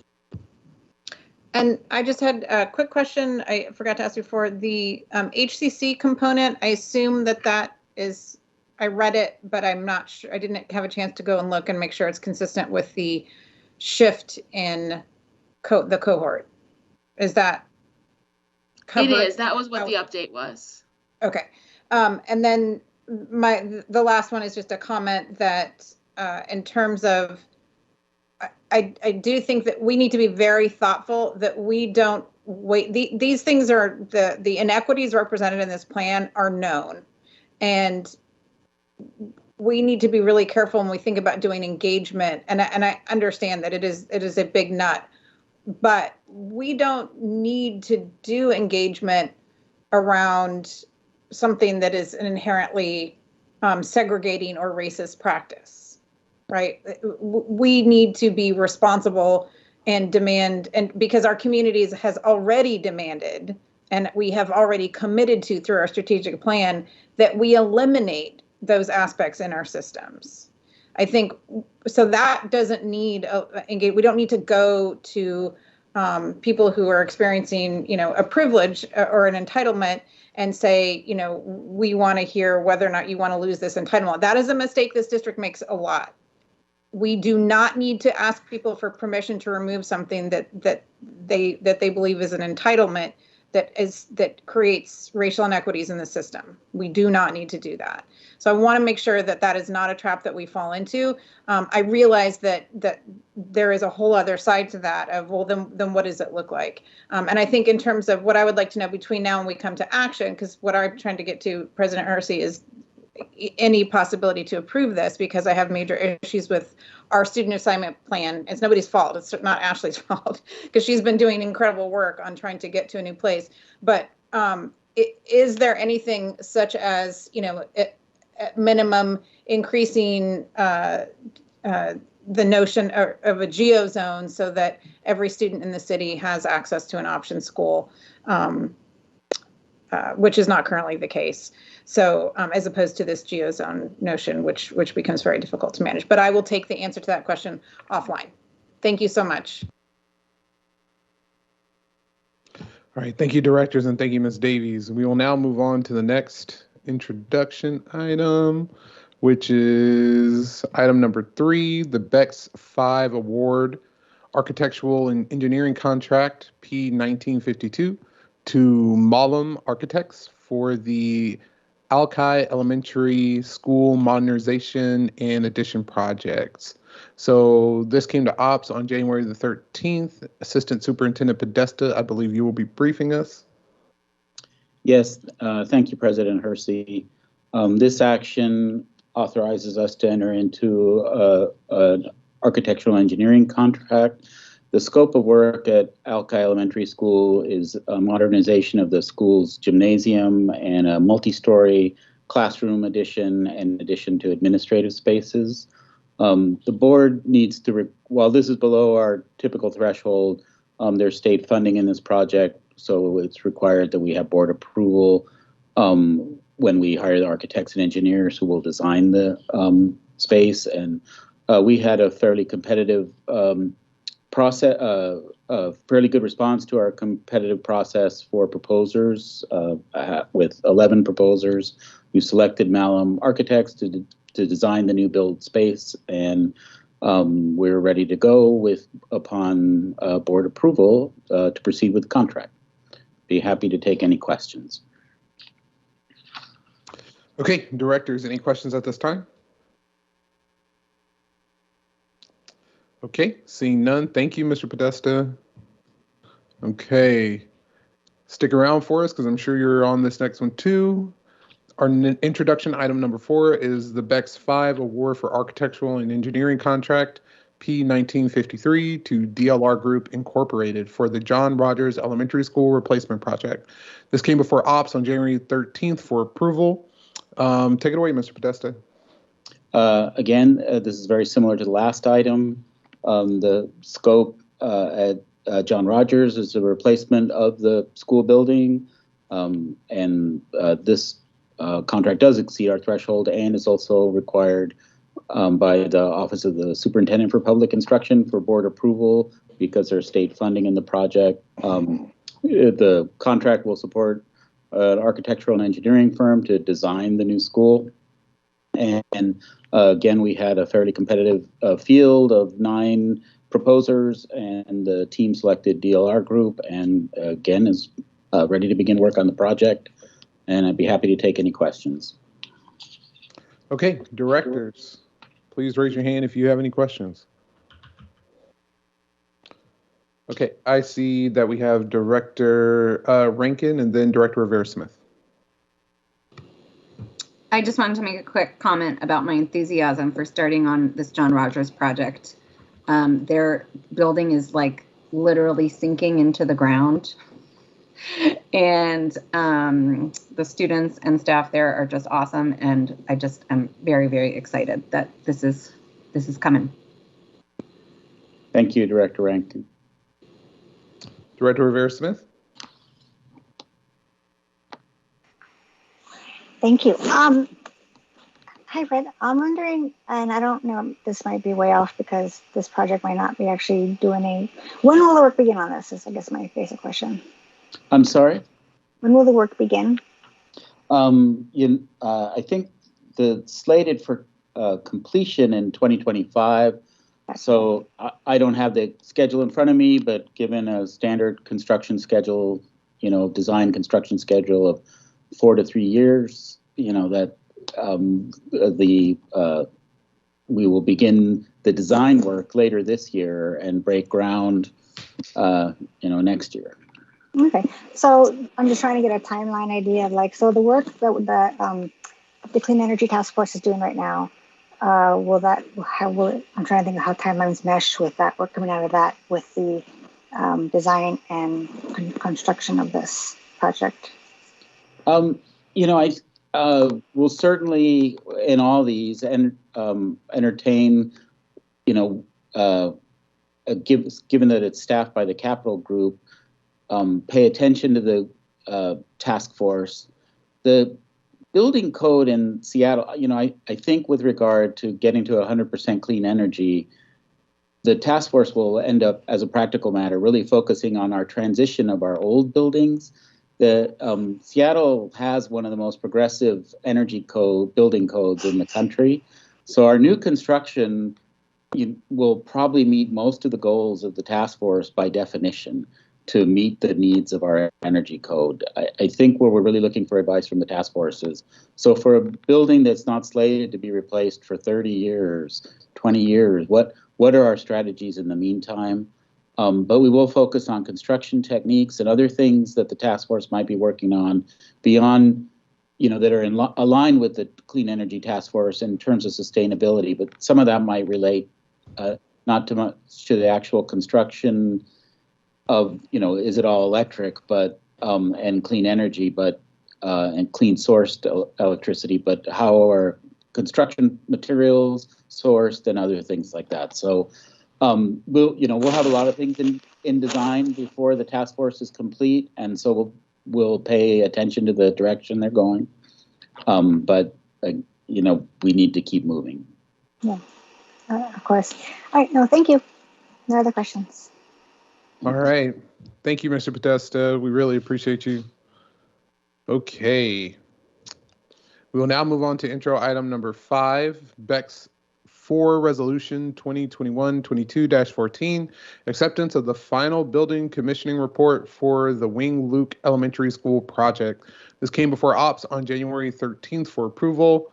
Mr. Podesta, I believe that you will be briefing us yet again. Take it away. Yes, that's correct. As the board is aware, we welcome students full-time to the new Wing Luke building with the start of this school year in person. And so it's a construction of a completely new building. And a commissioning report is really a quality assurance process where a commissioning agent evaluates, adjusts, and tests all the major building systems, mechanical systems, electrical systems, plumbing systems, to make sure they're operating as designed, and provides us a punch list and goes through a review until the systems are functioning properly and working in the new building. As again, the building is in service, it's working well, and our commissioning agent recommends accepting their report, as does the designing architecture firm. Happy to take questions. Okay, do directors have any questions for Mr. Podesta on this item? Okay, wonderful. Thank you, Fred. Thank you very much. Okay. Now we will move on to directors for any comments or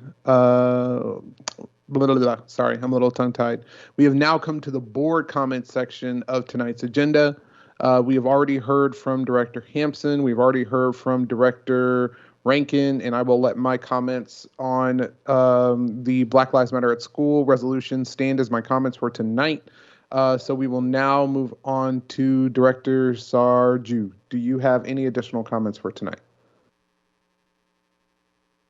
I will let my comments about the Black Lives Matter resolution stand as recorded. Wonderful. Thank you. Director Song Moritz. Thank you. It sounds like Director Rankin and I had a very similar experience today. I also visited my first middle school, McClure Middle School, and my own kids kept asking me, is there recess when you're in middle school? Is there recess in middle school? And I actually only found out the answer today, and the answer is that there is not recess. And over the course of the last couple of weeks, I have heard from parents and students from our middle schools and high schools, and they're very eager for kind of a return to normalcy when it comes to extracurricular activities. And I just wanted to acknowledge that feeling.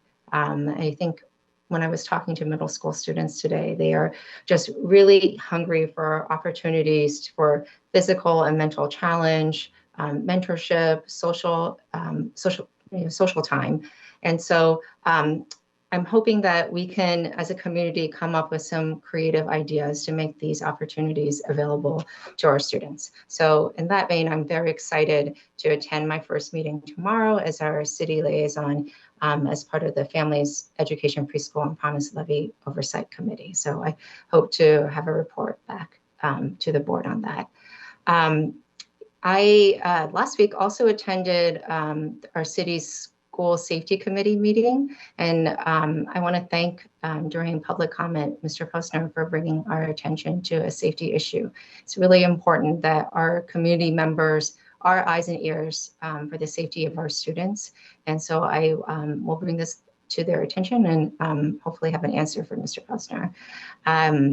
And my final comment for tonight, with the announcement of Justice Stephen Breyer's retirement. I heard him on the radio today, and he was talking, this is something that he's often quoted for. It's don't worry so much about credit. Credit is where if you succeed, there will be plenty of credit to go around. And if you fail, who wants that credit? And I was just kind of sitting on this quote and really wanted to thank I do think credit is due over the hard work of our students, staff, and community over these last few weeks as we've navigated this Omicron wave, and just the spirit of humility and teamwork from our staff as I've been meeting with them in the last couple of weeks. It's just very much there, and I really want to thank them for their hard work. Thank you. Fantastic. Director Rivera-Smith. You are on mute. I am. I'm not anymore, I hope. You're good. Thank you. Thank you. So I'll start just with public testimony. Thank you to our speakers today, Chris Jackins, Sabrina Burr, John Key now, I don't know how to say your name, but so you had comments about the Seattle Center and Memorial Stadium, Battery Street Tunnel kind of discussions, and just know that none of that's been decided, that we are definitely still having discussions regarding what the plans are, if any, for those projects.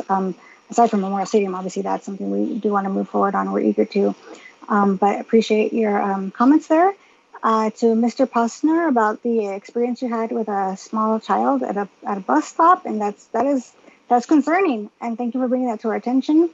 I trust that the staff you spoke to are hopefully following up with that, but I might check myself just to know that, I'm not clear on what our policy is regarding that. So I would like to educate myself first for having any more comments there, but thank you for bringing that to our attention. To Jennifer Motter, thank you once again for the work you do with SEA and for reminding us again about the importance of listening to our teachers and respecting and not continuing, I guess, to add to the burnout and the situation, with Omicron and COVID and all going on. We are, teachers already had to do a tremendous amount of work, and now it's multiplied, and we appreciate your comments. I know that our administration is in talks with you constantly, and again, I just appreciate you coming tonight to speak to us.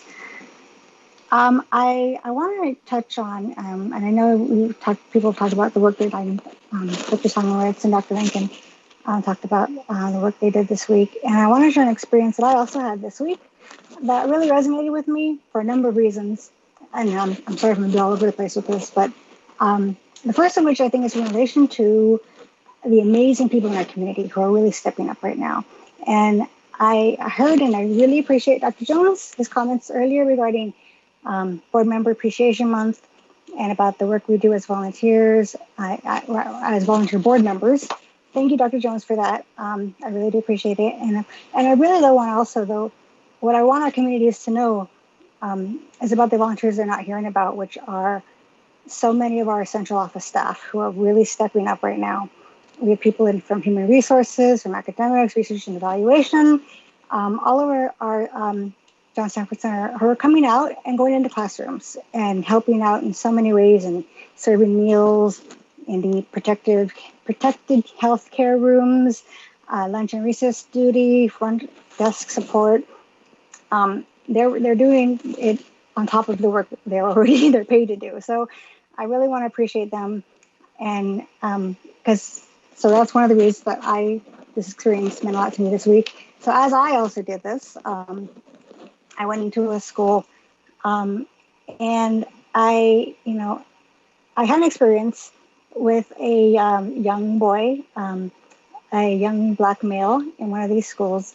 And I'm not going to name a school or a child, obviously, because I'm not trying to shed any sort of light that somebody might take negatively about this. But, I think it was just welcoming students for the morning. And he quickly just opened up about how he felt that kids in his class weren't nice to him and that he was not being treated fairly. And it was such an amazing and an honor, really, to sit there or to stand there where we're standing and to have that opportunity to really center his voice and listen to him and honor what he was saying. And I don't know, if it was just a perfect situation. We were kind of alone, so other people weren't hearing. And I just approached him to see how he was doing. And it was concerning and really hurt to hear how hurt he was. So in regard to this, it made me think about how, wow, being present is so important. And right now we're struggling with staffing. I know, it's the convergence of the regular shortages we have, combined with COVID, absenteeism, and we're losing that. I think we're losing some of those opportunities to just be present with students. And so I was really just thankful that I could be there to hear him and to elevate what he was saying. And I did, I touched base with the principal who walked up to us and saw us talking. And I was just, again, like, I really appreciated that, especially as we're talking about, not enough, but we're talking about Black Lives Matter. And we are going into, like, as we all know, February, the month that it gets the most talking about Black lives and about celebrating Black voices. And I just really appreciate it, again, just that I got to, help this child. I don't know if I help him or not, but just listen. I listen. And I think that's what we need to do, right? We need to start with listening to our students, taking what they say seriously, moving on that, and just remembering, that this is, again, like I said earlier, we have a long way to go before all of our Black children, our Black males and females, really understand how valued they are, how important, and how we are making all the efforts, that we've proclaimed and set out to do to better their educational experience in their lives, in our schools. So again, again, it's about this whole gamut of feeling like, thank you to volunteers, thank you to our district, Elevating Black Lives Matters. Thank you to organizations like SCA who are telling us to listen to students. Yes, we need to do that at every opportunity, because we never know when we're going to have that breakthrough moment with a student. And I hope that we all get an opportunity to do that. No further comments. Thanks. Thank you, Director Rivera-Smith. Okay, we have reached the end of our agenda. If there being no further business to come before the board, going once, going twice, the regular board meeting is now adjourned at 6:17 p.m. Thank you all very much. Please enjoy this time with your families or however you choose to enjoy your free time. Take care. I hope you all are doing well. And until we see you next time, be well. Good night, everyone. Good night.